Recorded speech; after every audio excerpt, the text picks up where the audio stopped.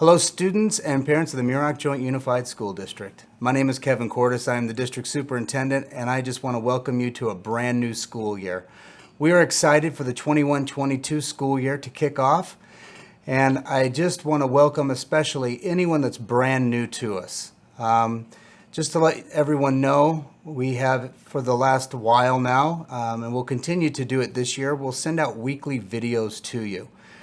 This is our main method of getting information out to you. So I would highly encourage you to take the time to listen. We have always tried to keep them brief. We're going to try to do an even better job this year of doing so.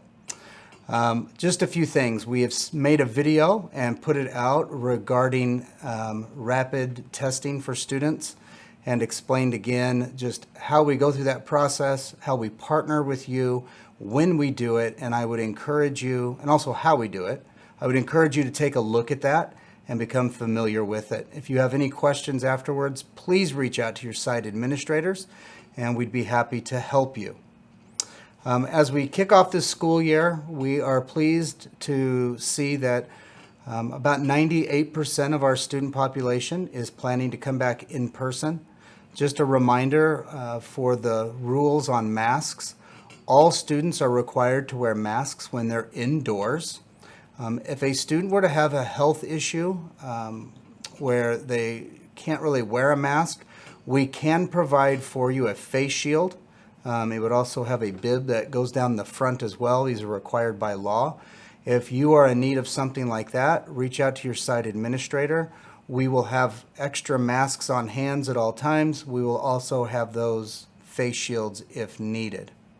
When students are outside, they're able to take their masks off if they want. If they want to keep them on while they're outside, that is fine as well. We will not tolerate any ridicule or teasing or anything related to masks, whether they're being worn or not worn. If you see an issue with that, please let your site administrator know. We run bully-free school zones, and we deal with things as long as we know about them. So if there's a problem, please tell us and we're happy to address it quickly and directly. Other times when students may take their masks off is, of course, when they're in the lunchroom and they're eating. They will be socially distanced more so than they will be in the classroom. In the classrooms, we're able to go back to a more traditional seating technique, so you'll see them in small groups, much closer together, but that's because they're all wearing masks. But in the lunchroom, since they do take them off, we'll ask them to spread out a little bit. And while they're at recess, while their masks are off, they usually tend to run around, and they're outdoors, and the guidelines allow us to let them take them off then.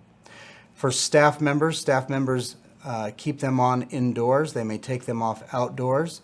If you were to see staff members who are indoors and have them off, it should only be in instances where there are no students present. So if teachers are together and maybe working in the workroom in the office, and the door is closed, you can see through the window and you see some adults without masks in there, they're still following the guidelines that were given to us as long as there's no student. TDAP. This is for students who are typically in 6th and 7th grade. We have a number of students who do not meet that TDAP requirement. They still need that TDAP, and you need to go to a doctor to get those. What we're doing is giving some grace period. We understand, especially with COVID, it's been difficult to get out and to get in to see doctors. We've been told by some parents that their appointments were even canceled at times. So what we're asking is that within the first 2 weeks of school, you are able to demonstrate to us that you have at least made an appointment with a doctor to do so within a reasonable amount of time. And we will allow your children to continue to attend. If after we reach that 4 to 6 week period or somewhere in there where nothing's really happening, at some point we will have to ask your child to stay home. It would be as if they were sick, and we would send work packets home with them. So to help avoid that, we've also reached out to community partners, and we are trying to find ways to perhaps have that vaccine sent to us so that we can administer it. We are nowhere near the point to be able to depend on that. So please do not delay making an appointment hoping that that will come to pass. We're doing our best to do so, but it's dependent on other people, and I can't make any promises. There are also a number of times available in Bakersfield at the fairgrounds where they are giving this for free. The information is on our website, and you can look for it there.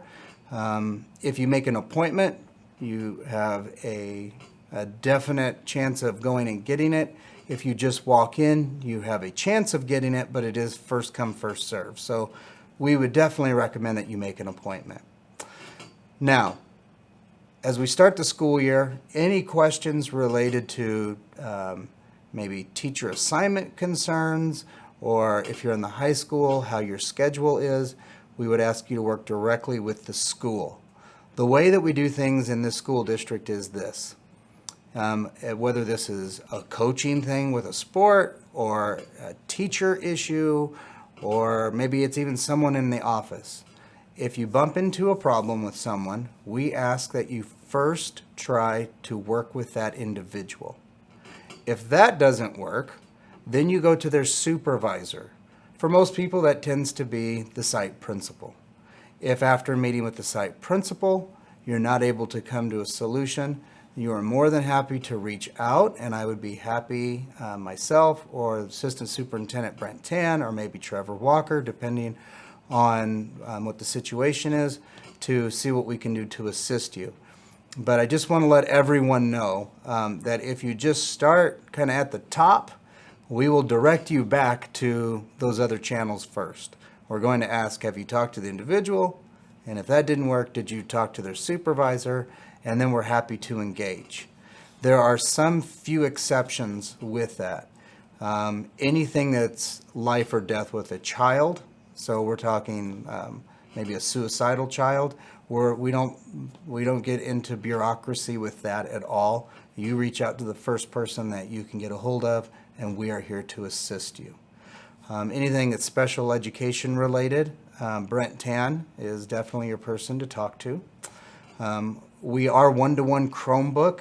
Trevor may talk about that more, but just as a reminder, if you did not check your Chromebook in last year, please have your student bring that with them so that we can get it checked in, and we'll check it back out to them, but we do need to account for this equipment. It is very expensive, and we had enough that goes into the tens of thousands of dollars worth of equipment that did not come back at the end of last year to get checked in. So we are now going to go back and do some more accountability for that. Additionally, textbooks for high school students especially. If you have a textbook that you did not turn in last year, please dig that out of your bedroom, wherever it is, and even if it's not a class that you're taking this year, bring it back to us. We aren't going to charge you a late fee or anything, but we need those books back so that we can give it to the next year's students who are waiting for it. We can always order more textbooks, of course, but that is of great expense to the district, and it takes away from monies that we could use for other programs and things for students. So with that, I'd like to welcome you again to a brand new school year. We are excited for it. We will do everything we can to keep everyone happy and healthy and safe. If you feel that your child isn't feeling well, feel free to keep them home and let us know at school, and we're happy to send work to them. We would rather do that than have a student come who is potentially positive for COVID and have an outbreak. The way that this works is if a student is sick in a classroom and tests positive for COVID, then that classroom we're talking about elementary school especially, that is a group. That group would need to go home. We would be able to pivot at that point. We have technology. Teachers would be able to teach remotely during the time of quarantine. But we definitely would ask you that if it's questionable, to go ahead and keep your student at home. We would rather do that. At the high school, we have ways of dealing with that as well. So with that, I will go ahead and end for this week. Thank you for all that you do. We hope that you had a restful and wonderful summer, and we're, again, excited for a new school year. Thank you, and have a wonderful evening.